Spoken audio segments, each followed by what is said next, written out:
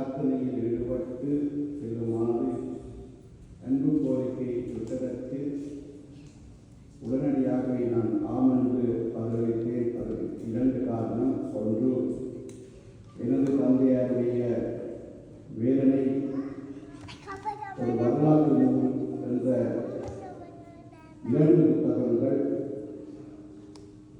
துர்க்கி அம்மன் ஆசியுடன் இந்த மண்டபத்தை வெளியிட்டு வைக்கப்பட்டது. அதன் பேரில் வேதனை மக்கள் சார்பாக எனது நன்றிகளை தெரிவித்துக் கொள்கின்றேன்.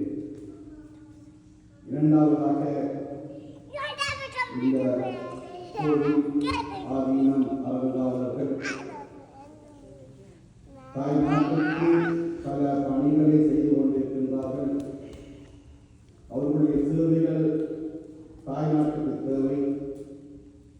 அந்த வகையில் தொடர்ந்தும் நமது மக்களுக்கு அவர்கள் பணியாற்ற வேண்டும் என்ற அன்பு கோரிக்கையை விடுவங்கள் அவர்கள் இதுவரையும் ஆற்றிக்கொண்டிருந்த சேவைக்கும் எனது பாராட்டுகளை தெரிவித்துக் கொள்கின்றேன்.